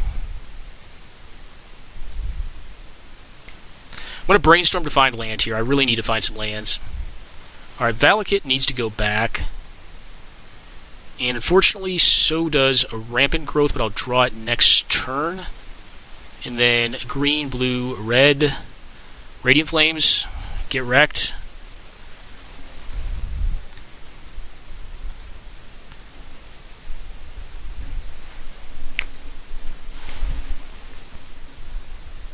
Alright, Inquisition will get what?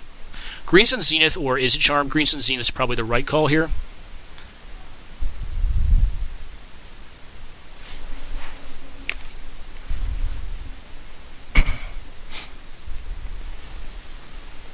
Okay. Okay, 1/1.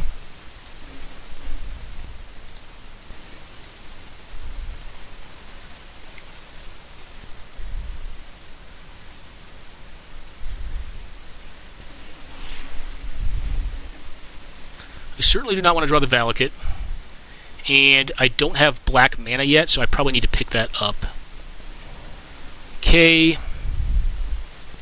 So I think that the play is here. I need to allow them to make the mistake of plussing on their soldier, and then is it Charm it? They're not going to do that, though, it looks like. And if they don't, it's possible that... Now I have 6 cards in graveyard. Yeah, I can just leave this play up. So I take 1 down to 9. Could even like bring to light for Maelstrom Pulse just to get rid of the Elspeth if I really wanted to here. Which is an option. Okay.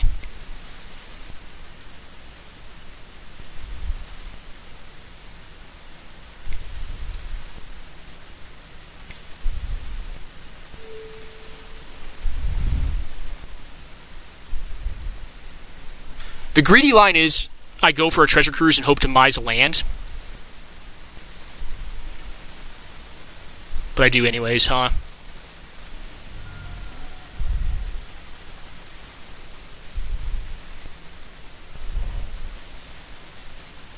So.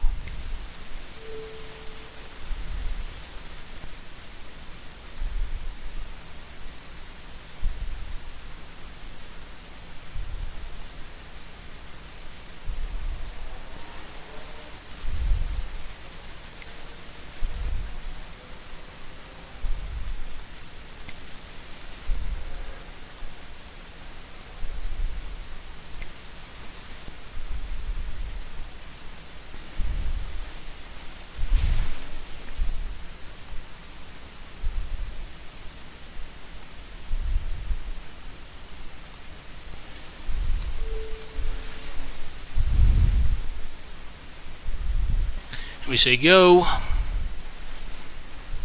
And we have lethal next turn.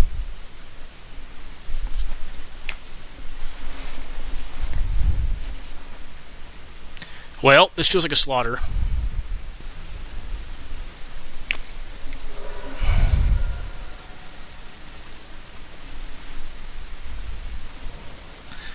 So, let's just make sure here. So, we've got 2 lands in play there at 17, so this is far more than lethal.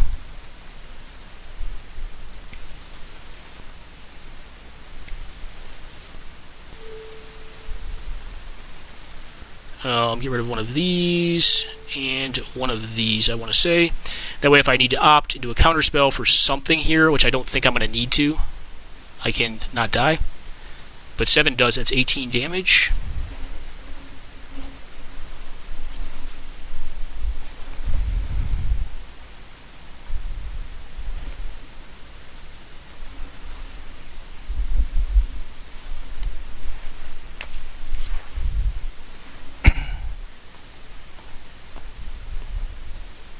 Well, looks like Scapeshift's going to take this one down. I had some lucky draws. I actually had some unfortunate ones in the first couple games, though.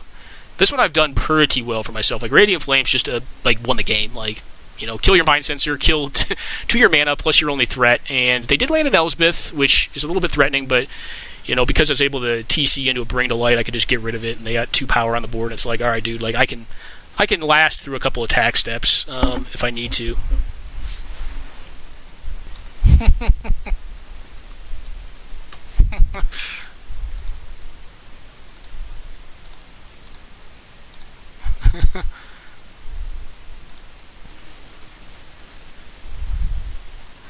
Alright. So, a volcanic. I can make us go through it, I guess.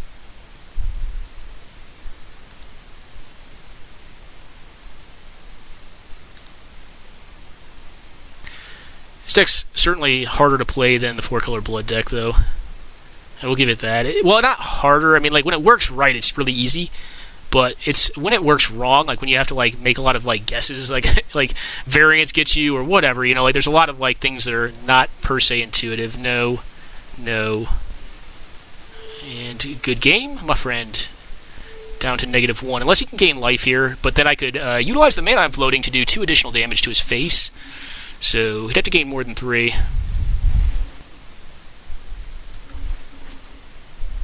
Alright. Well, that's game. I offered him the draw. I wish he would have taken it because now he can come in like 3rd place. But, yeah, that is what it is. We'll go ahead and report results. Why is this? Alright, this is still... Oop. Not home. Here. Update it. Alright, so we got him 2-0. Alrighty. So, let's check out the remainder of the games. Looks like Scapeshift's going to take a 1st place. I think the deck is extremely powerful. Like it's a pretty busted deck. All right, they're in sideboards.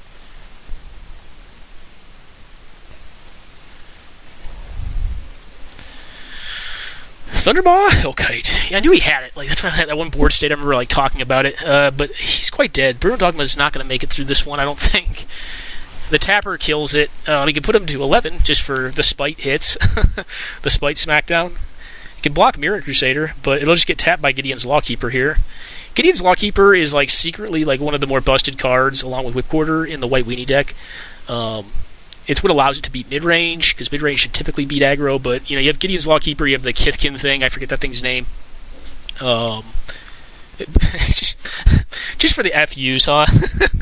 I don't... People crack me up sometimes. They already have lethal, man. Just kill them. Just kill them. Don't show them more cards. Oh... Just get him. I guess I've been guilty of it before too. Like normally the one time I'm guilty of it though is on like a really cool deck like Storm, where I'm like, all right, I could tendrils you, but like I really want to Mind's Desire or Brain Freeze you out for like a 100 card deck, which you know is pretty sweet. Regardless of how you look at this is lethal. I mean, taking infinite damage. Yeah. All right. Well, that game has ended. Yeah, Fabricio definitely made a very strong comeback.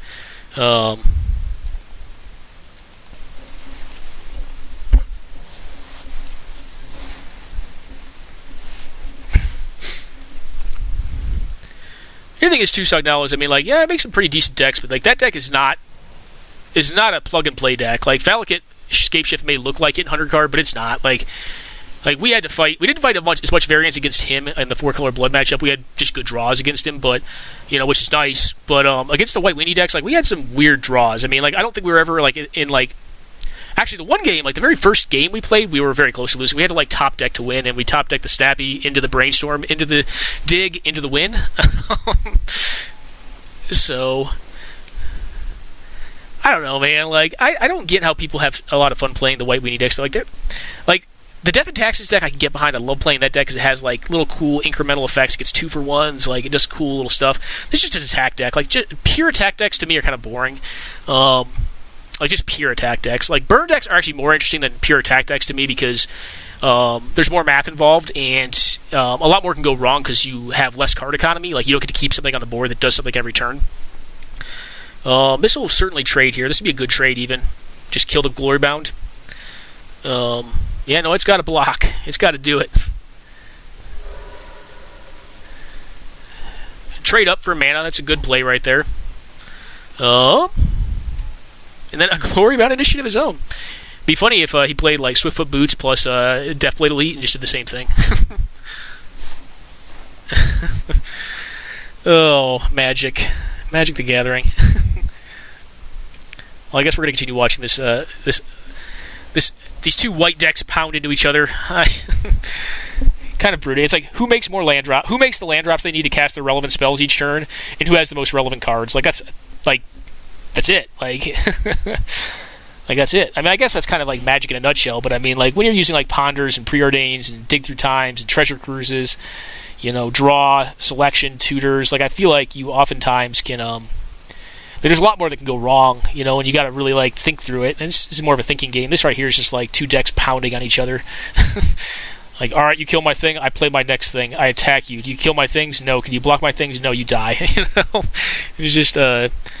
I do like White Weenie. I know I was playing Death and Taxes. I'm kind of talking crap on it now, but I think Death and Taxes is a completely different deck from something like White Weenie, which I think is what these gentlemen are playing.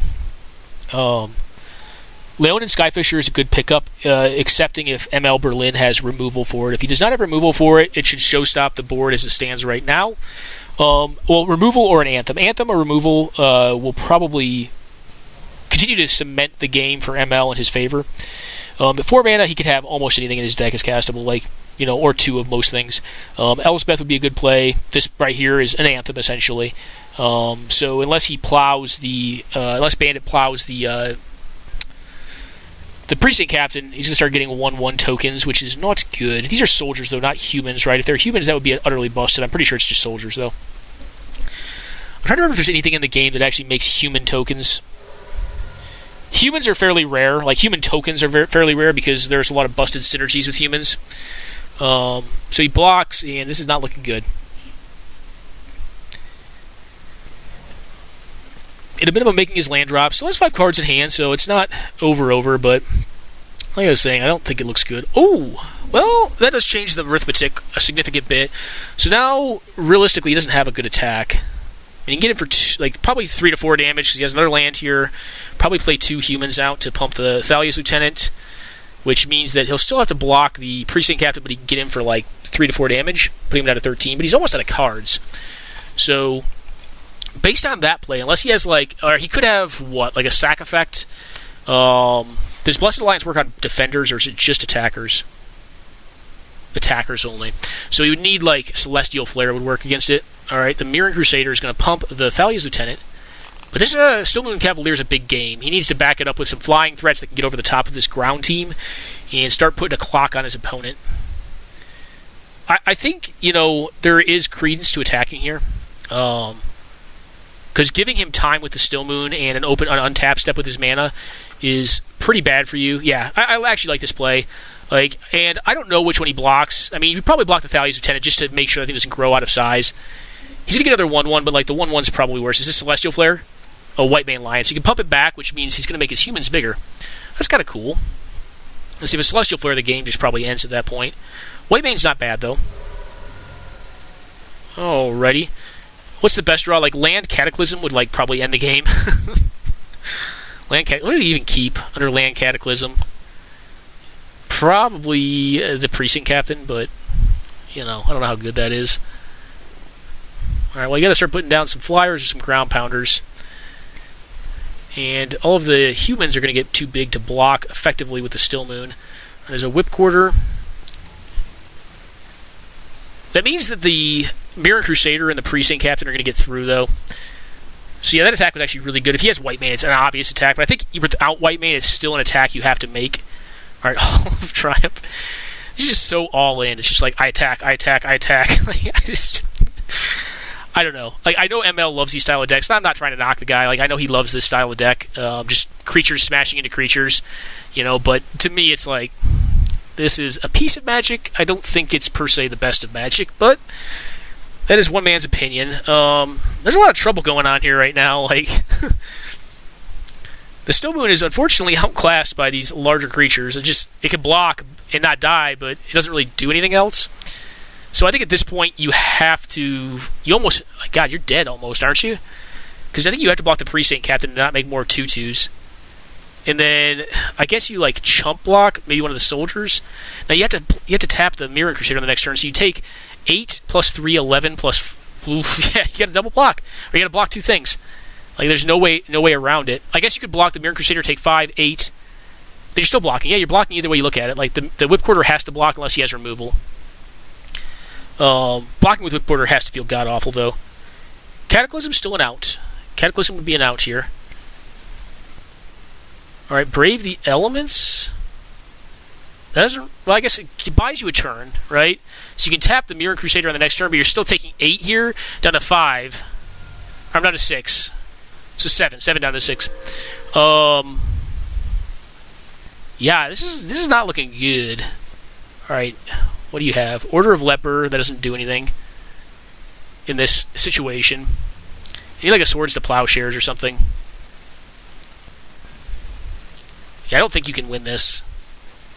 And this is just solely draw. I mean, it's not per se someone misplayed or anything. It's just they're playing both very land-light decks, and one player just hit the right cards and they just won.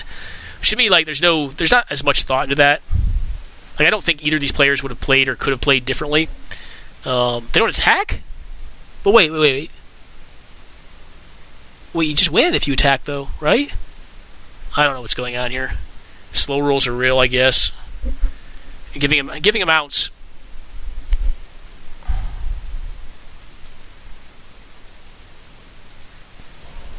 Alright, Secluded Steep. Yeah, you do want mana. Both Stillmoon and the Order of Leper are both mana-hungry fellows. Crusade would not be a good one to play. Mother of Runes is pretty strong. But, I mean, I still, at this point, So what does he need to do here? He needs to play another 1-drop and then, tap with the Whip Quarter, and he could actually block this onslaught out. But he would lose a bunch of his stuff. Alright, you tap down the Crusader. Yep.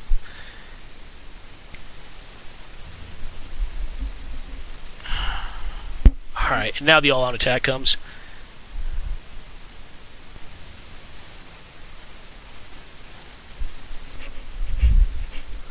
Well, you got to block with Mom here, or else you take lethal, unless you have Swords to Plowshares or Path to Exile. Either of which would be halfway decent. He does not have it. Like, I almost like putting Mom. I guess you can't. No, you can. You can go to 1. So you put the Mom on the Precinct Captain, put the Still Moon on the 2/2 token, and then go to 1. I think I like that line of play better because it takes down less things that you need to block on your next turn. Yeah, that would have been a better line here. Going to 1 is no different than going to 2 in this matchup, especially with a Hall of Triumph on the battlefield. But ML is obviously run out of gas at this point.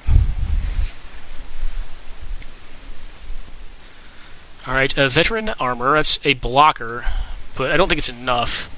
Actually, I know it's not enough. Even a removal spell here does not... Does it? No, it doesn't stop his opponent from winning. He'd need, what? Like 2 removal spells and then 3 blocks. That would be about it. Alright. It doesn't really matter how big they are at this point. Like, it's 2 removal spells or bust. So you need, like, Path and Plow. 2 1-mana removal spells, which like are pretty rare in this deck. Alright, he's going to tap. That means he's already dead. Because he can't Plow now and still stay alive, because taking any damage is going to kill him from any of these creatures. And that would be a good game. Does he have Fog? There's a Fog in white. I'm trying to remember, like, Holy Day? Holy Day. Just to lengthen it out.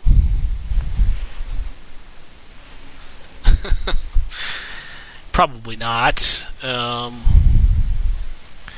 the Still Moon could have turned it around. I do think there were some misplays in this game. I do think Bandit probably should have blocked the Mother on the big fellow, the 5/5 or 6/6 Precinct Captain. And knocked out another threat, another soldier token, and then his ounce were higher. I'm not saying he would have won it, but his ounce were certainly higher. So, that is game.